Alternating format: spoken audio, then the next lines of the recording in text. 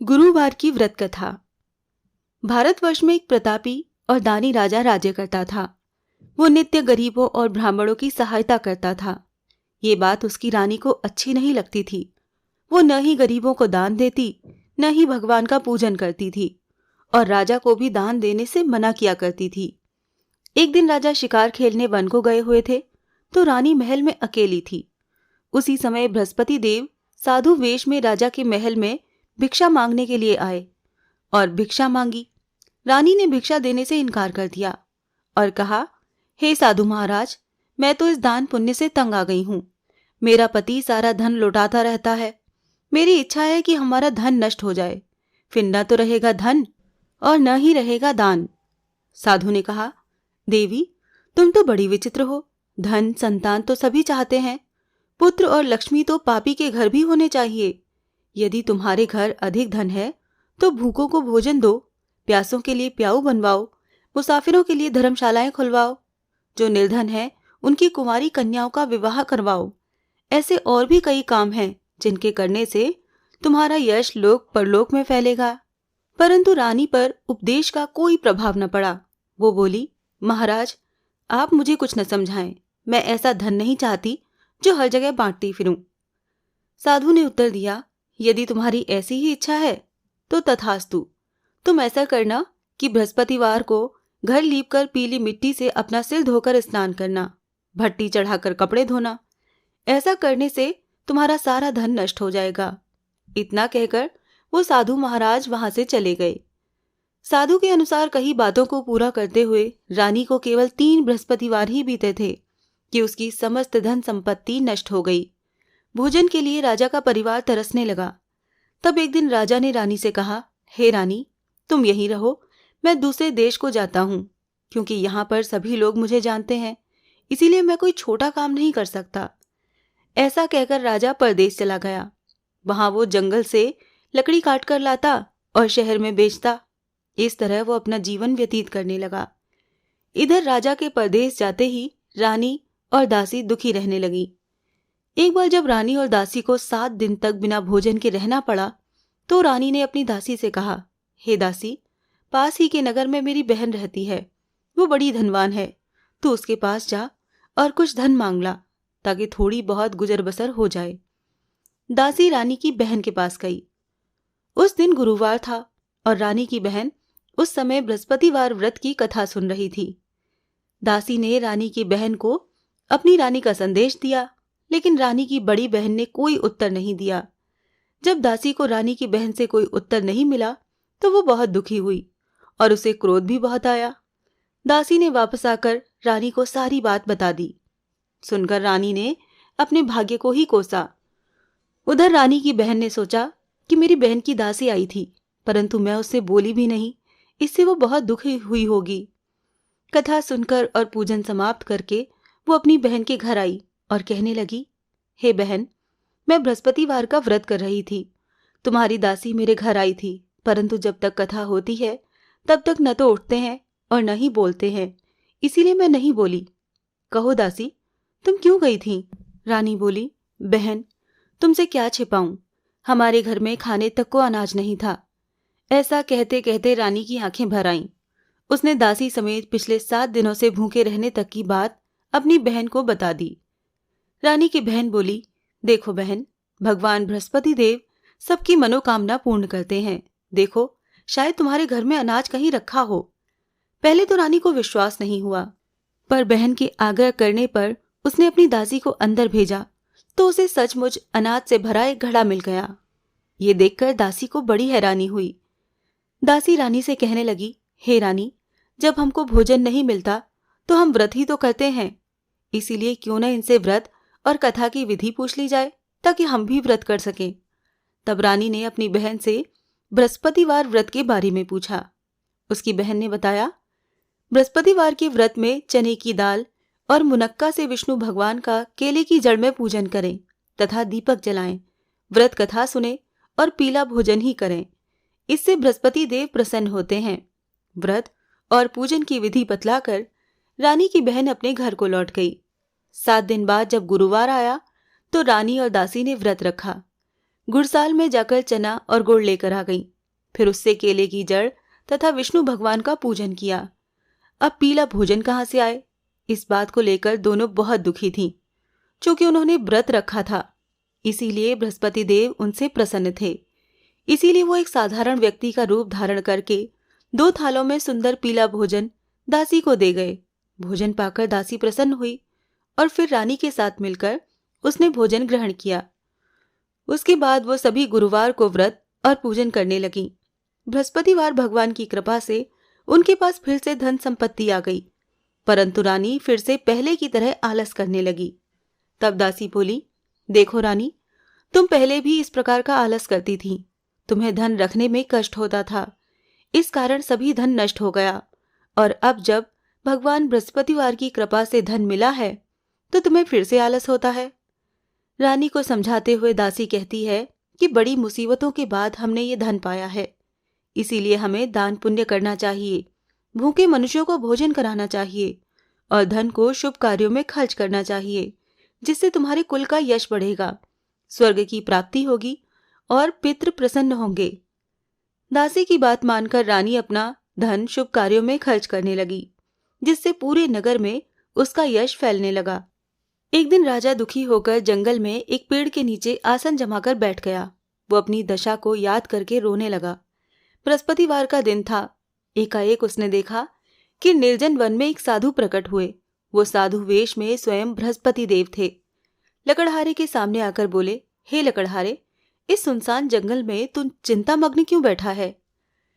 लकड़हारे ने दोनों हाथ जोड़कर प्रणाम किया और उत्तर दिया, महात्मा जी, आप तो सब कुछ जानते हैं, मैं क्या कहूँ। ये कहकर वो रोने लगा और फिर उसने साधु को अपनी पूरी कहानी सुनाई। महात्मा जी बोले, तुम्हारी स्त्री ने बृहस्पति के दिन बृहस्पति भगवान का निरादर किया है, जिसके कारण रुष्ट होकर उन्होंने तुम्हारी ये दशा कर दी। अब तुम चिंता को दूर करके मेरे कहने पर चलो तो तुम्हारे सब कष्ट दूर हो जाएंगे और भगवान पहले से भी अधिक संपत्ति देंगे। तुम बृहस्पति के दिन कथा किया करो। 2 पैसे के चने मुनक्का लाकर उसका प्रसाद बनाओ और शुद्ध जल में लोटे में शक्कर मिलाकर अमृत तैयार करो। कथा के पश्चात अपने सारे परिवार और सुनने वाले प्रेमियों में अमृत और प्रसाद बांटकर आप ही ग्रहण करो। ऐसा करने से भगवान तुम्हारी सब मनोकामनाएं पूरी करेंगे। साधु के ऐसे वचन सुनकर लकड़हारा बोला, हे प्रभु, मुझे लकड़ी बेचकर इतना पैसा नहीं मिलता जिससे कि भोजन के उपरांत कुछ बचा सकूं। मैंने रात्रि में अपनी स्त्री को व्याकुल देखा है। मेरे पास कुछ भी नहीं जिससे कि मैं उसकी खबर मंगा सकूं।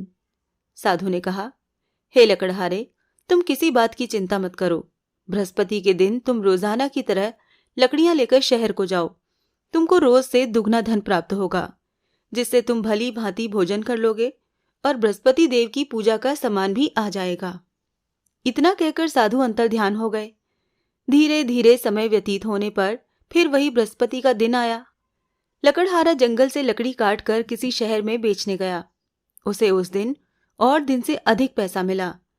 राजा ने चना गुड़ आदि लाकर गुरुवार का व्रत किया। उस दिन से उसके सभी कलेश दूर हो गए। परंतु जब दोबारा गुरुवार का दिन आया तो बृहस्पतिवार का व्रत करना भूल गया। इस कारण बृहस्पति भगवान नाराज हो गए। उस दिन उस नगर के राजा ने विशाल यज्ञ का आयोजन किया और शहर में ये घोषणा करा दी कि कोई भी मनुष्य अपने घर में भोजन न बनाए, न ही आग जलाए। समस्त जनता मेरे यहाँ भोजन करने आए। इस आज्ञा को जो न मानेगा उसे फांसी की सजा दी जाएगी। इस तरह की घोषणा संपूर्ण नगर में करवा दी गई। राजा की आज्ञानुसार शहर के सभी लोग भोजन करने गए, लेकिन लकड़हारा कुछ देर से पहुंचा। इसीलिए राजा उसको अपने साथ घर ले वाले गए और ले जाकर भोजन करा रहे थे तो रानी की दृष्टि उस खूंटी पर पड़ी जिस पर उसका हार लटका हुआ था। वो वहां पर दिखाई नहीं दिया। रानी ने निश्चय किया कि मेरा हार इस मनुष्य ने ही चुरा लिया है और उसी समय सिपाहियों को बुलाकर उसे कारागार में डलवा दिया। जब लकड़हारा कारागार में पड़ गया और बहुत दुखी होकर विचार करने लगा कि न जाने कौन से पूर्व जन्म के कर्म से मुझे ये दुख प्राप्त हुआ है, और उसी साधु को याद करने लगा जो कि जंगल में मिला था। उसी समय तत्काल बृहस्पति देव साधु के रूप में प्रकट हुए और उसकी दशा को देखकर कहने लगे, अरे मूर्ख, तूने बृहस्पति देव की कथा नहीं करी, इस कारण तुझे ये दुख प्राप्त हुआ है। अब चिंता मत कर। बृहस्पतिवार के दिन कारागार के दरवाजे पर तुझे 4 पैसे पड़े मिलेंगे। उनसे तू बृहस्पति देव की पूजा करना, तेरे सभी कष्ट दूर हो जाएंगे। बृहस्पति के दिन उसे 4 पैसे मिले। लकड़हारे ने कथा कही।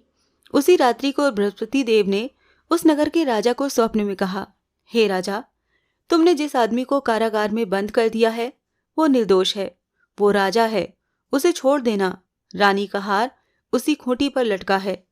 अगर तूने ऐसा नहीं किया तो मैं तेरे पूरे राज्य को नष्ट कर दूंगा। इस तरह रात्रि के स्वप्न को देखकर राजा प्रातःकाल उठा और खूंटी पर हार देखकर लकड़हारे को बुलाकर क्षमा मांगी और लकड़हारे को योग्य सुंदर वस्त्र आभूषण देकर विदा कर दिया। बृहस्पति देव की आज्ञा अनुसार लकड़हारा अपने नगर को चल दिया। राजा जब नगर के निकट पहुंचा तो उसे बड़ा आश्चर्य हुआ। नगर में पहले से अधिक बाग, तालाब, कुएं और बहुत सी धर्मशाला, मंदिर आदि बन गए।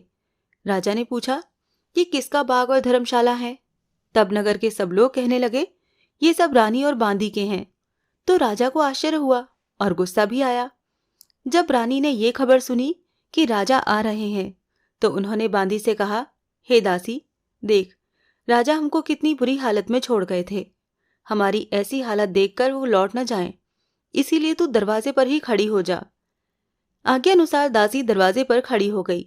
राजा आए तो उन्हें अपने साथ लेवा लाई।